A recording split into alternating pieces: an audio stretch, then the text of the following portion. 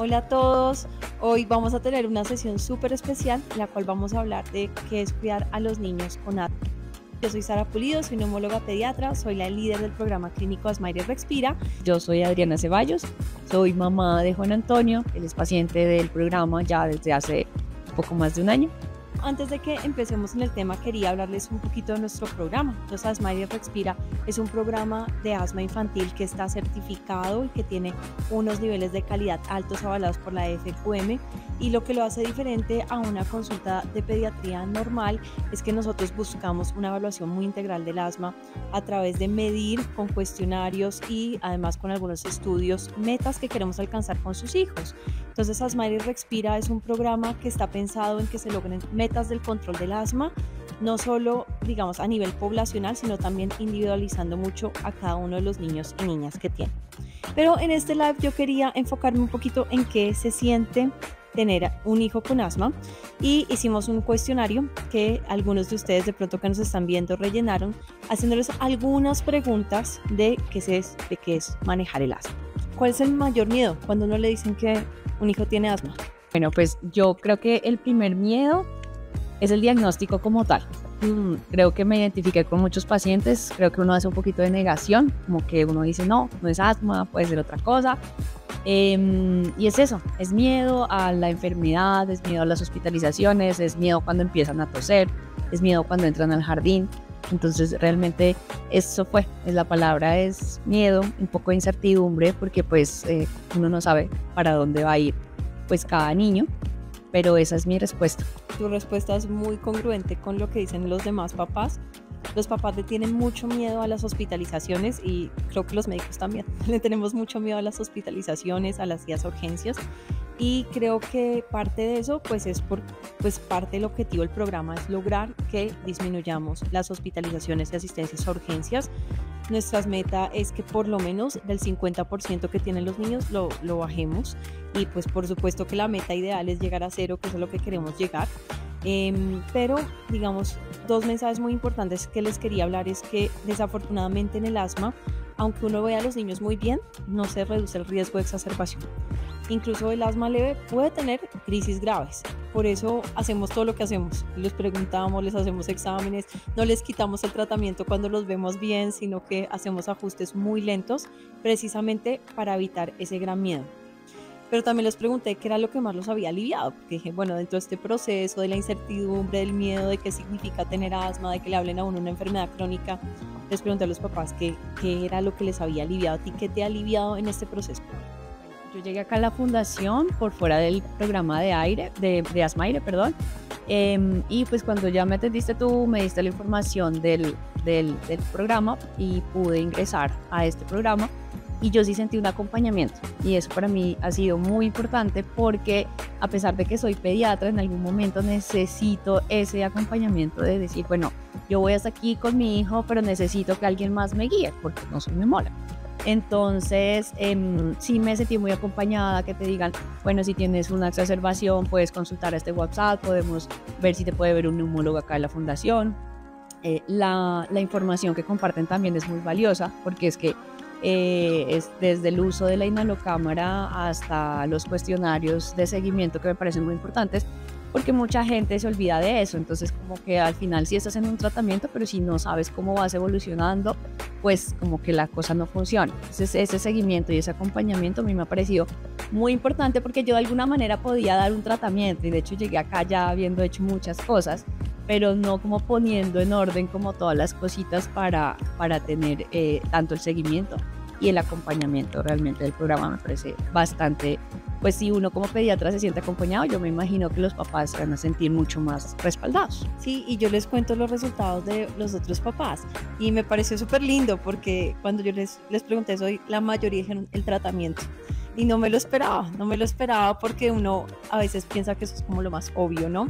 Pero lo que pasa en el tratamiento es que va rodeado de muchas cosas, ¿no? El tratamiento va rodeado de cómo se usa, de quién lo usa, en qué momento se usa, pero este es un mensaje muy importante para los papás, es que los niños con tratamiento aliviamos la carga del asma, realmente les cambia la vida. Entonces me pareció un resultado súper bonito. Yo también les pregunté que ¿Cuáles eran como las dudas que más tenían cuando ellos venían? Que era lo que de pronto a veces querían preguntar y no nos preguntaban, que uno decía, ¿qué duda tienen ustedes que siempre han querido saber del asma y de pronto se han quedado con la duda? ¿Tú qué duda siempre has querido saber? Siempre como la duración del tratamiento, ¿no? Creo que eso es una pregunta que uno se hace siempre. Bueno, empezamos acá y hasta dónde vamos a ir y cuándo lo podemos bajar o cuándo los podemos suspender. Yo creo que eso es y pues como pediatra también uno aprende muchísimo al lado de un hijo asmático y del acompañamiento adecuado. Entonces, el hacer como el manejo escalonado y después, cuando las cosas empiezan a mejorar, empezar a pensar en cómo lo vamos a ir disminuyendo, pensando en la suspensión a largo plazo, si las cosas lo permiten, pues me ha parecido, es como siempre lo que es siempre uno como que es, ¿hasta cuándo? ¿Hasta cuándo? ¿Hasta cuándo? Esa es como la pregunta. Sí, yo creo que es una pregunta también muy frecuente que me hacen en consulta, pero yo siempre les digo que hay que cambiar la meta, que uno siempre está pensando en el hasta qué momento hay que hacer esto, pero la verdadera meta es cuando se logran los objetivos de control. Y cuando se logran los objetivos de control, todo se va suavizando, pero entonces para compartirlos con todos, ¿qué buscamos nosotros del asma? 3 cosas muy importantes. La primera, que los niños no se hospitalicen, no vayan a urgencias ni usen ciclos de esteroide sistémico en el último año. Entonces, cuando yo les digo eso, todos me abren los ojos porque ya se dan cuenta que no estamos hablando de 1 o 2 controles, sino que estamos hablando que necesitamos tener metas en un año.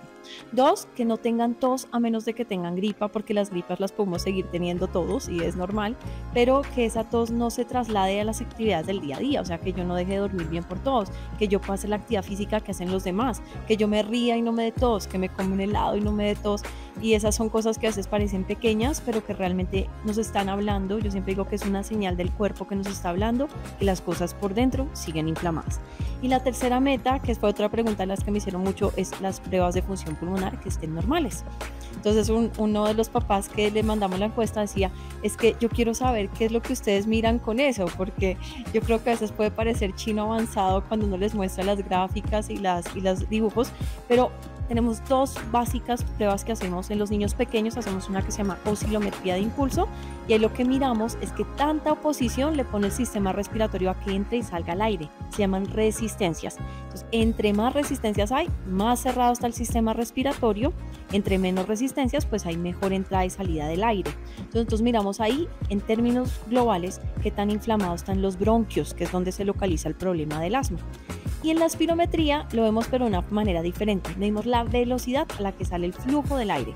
Cuando yo tengo un bronquio amplio, yo puedo botar mi aire rápidamente, pero cuando lo tengo muy inflamado, se va a demorar. Entonces nosotros miramos un poquito esa velocidad y la traducimos en volúmenes para saber qué tanta afectación hay, digamos, en la función pulmonar. El mensaje más grande es que un niño con asma debe tener una función pulmonar normal, porque además esto afecta no solo sus actividades de hoy, sino también afecta su futuro. Entonces yo agregaría que la siguiente meta es intentar buscar que ese futuro niño no tenga problemas por asma en la adultez. No tenemos una manera 100% de evitarlo, pero ya vamos ganando si ellos llegan a su edad adulta con una función pulmonar normal, porque el riesgo de POC y asma en la vida adulta se hace menor. Hay 3 cosas que nos hablan de asma en la vida adulta, que es otra de las otras cosas que hablaban los papás en el cuestionario. Yo creo que todos nos preguntamos qué va a pasar con nuestros hijos más adelante. Y es que entre más temprano empieza el asma, un poquito más persistente va a ser. La segunda es que si a eso se asocia que uno tenga un índice de masa corporal elevado, sobrepeso, obesidad, pues el riesgo de que la enfermedad siga persistiendo también se hace mayor.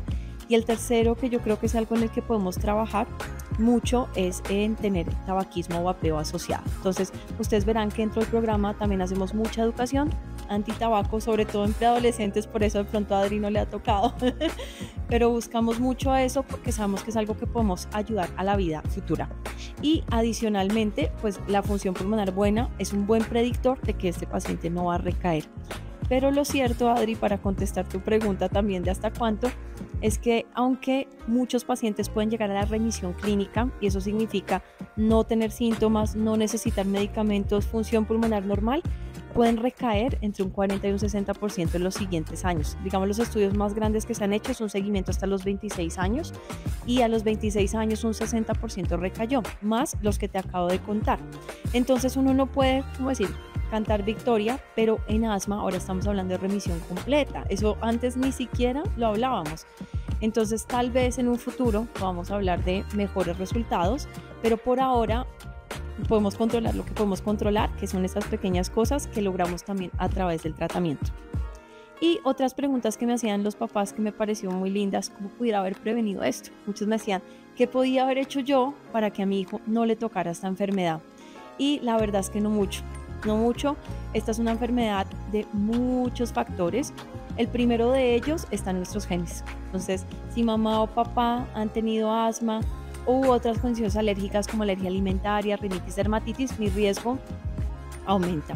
Pero eso se suma a cosas medioambientales. Entonces, en este mundo que vivimos, cada día hay más contaminación. Pues la contaminación ambiental, incluso prenatal, incluso antes de que la mamá quede en embarazo, ya hay algo de evidencia que puede afectar la función pulmonar. Entonces, si hacemos acciones ecológicas por el planeta, vamos a estar ayudando a los niños con asma. Y también otras cosas como los virus. Entonces yo creo que a todos, la mayoría de mis pacientes les ha empezado esto con una infección viral. Entonces le echamos la culpa, yo a veces les hago chistes porque digo, no, este otro, el sincitial, el rinovirus, el adenovirus, no se sabe quién es peor, y sí, algunos son muy malos, pero cuando uno ya le empieza cada vez que hay un virus a estar mal, es una señal de alerta de que mi cuerpo no está pudiendo resolver un virus que otros niños hubieran podido resolver, ¿no? Entonces yo creo que lo más importante de esto es que cuando tenemos un diagnóstico, que no es fácil, sobre todo cuando uno le dicen que es un diagnóstico crónico, que van a tener que estar en controles, y a veces hay algunos que yo les digo, están matriculados acá conmigo, esa matrícula no es la mejor matrícula para nadie, pero tal vez lo más importante de eso es que es el aquí y el ahora, ¿no? Entonces tenemos esta situación, la vamos a abordar, y si la abordamos, digamos, juntos, porque es muy importante trabajar en equipo, no solo yo, sino todas las personas que los reciben en el programa, las técnicas de educación, las personas que los llaman a preguntarles a veces por qué no han venido, los que los llaman a programarles sus citas, los talleres que los hacemos, no solo el médico que los trata, sino todos los colegas, pues suman mucho. Y finalmente, abordar con la realidad de lo que tenemos. Hay niños que tienen asmas más graves que otros, hay niños que necesitan más medicamento. Adri lo sabe muy bien, porque a Adri no le ha tocado cualquier asma, le ha tocado una muy dura, pero haciendo las cosas organizadamente, que es lo que nosotros les vamos a ayudar a hacer, a que no sea el medicamento que les recomendó tal, sino el de su hijo, el que necesita. Nosotros si buscamos los mejores predictores para eso, seguramente al menos nuestra calidad de vida va a mejorar. Adri, si tú pudieras hacer algo para que el programa fuera mejor, ¿qué querías? Pues yo pienso que el programa tiene muchas fortalezas, entre eso es lo que te decía, la información, la educación.